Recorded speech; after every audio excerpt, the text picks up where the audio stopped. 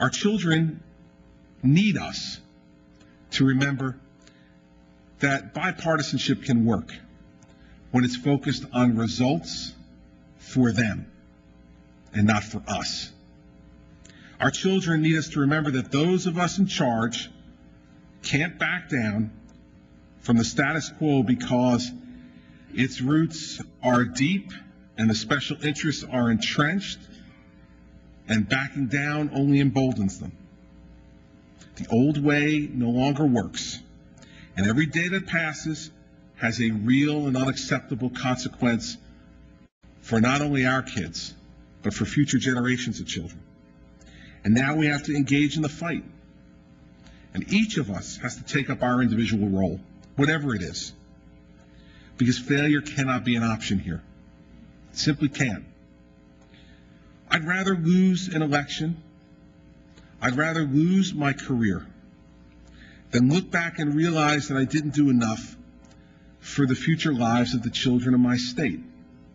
Now, listen, this is...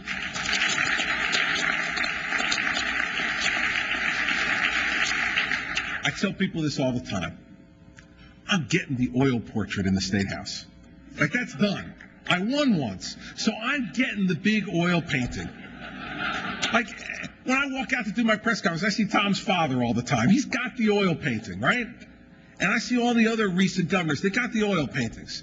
All we're arguing over now is the little brass plaque at the bottom, right? Does it say 4 years or 8 years? That's all that's left. So here's the thing. When I bring my grandchildren back to the State House, and I show them that painting, because I want to prove to them, yeah, crazy grandfather really was governor. They're not going to believe it, you know that. My own children don't believe it at the moment. When I show them that painting, they're going to ask me, I hope, what did you do, Grandpa, what did you do? I don't want to say, well, first, let me direct your attention to the little brass plaque at the bottom of that painting. 8 years.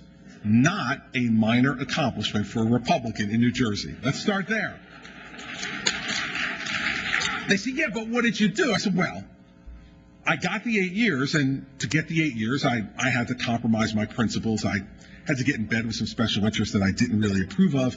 I had to incrementalize, and I had to suppress my own personality.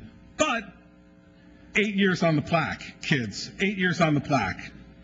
I don't want to say that. I want to be able to say whatever that plaque says.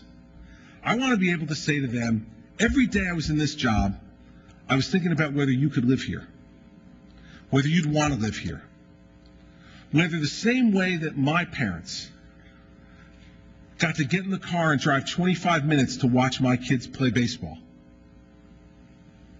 the same way they got to get in the car and drive 25 minutes to go to that Christmas concert or that spring play. The same way they got to get in the car and drive 25 minutes to go to that little birthday party that you have around the kitchen table, where they got to take the dozen pictures of the kids blowing out the candles. That's what I want. My parents had it. I want it. I don't want to get on an airplane to go see my grandchildren. I want them to be in New Jersey. I am one of the most blessed people in the world because I get a chance to make that happen. I don't have to leave it to fate or chance.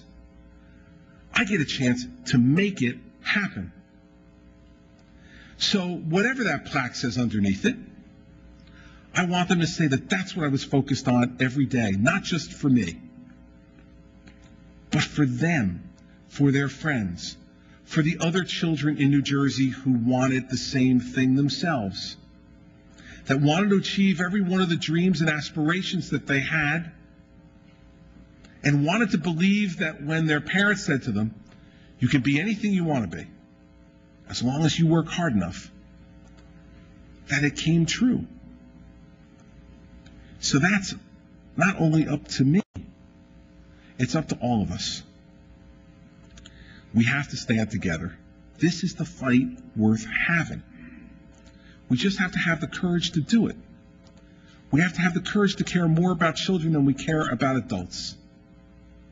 We have to have the courage to stand up to those people who say it's not possible.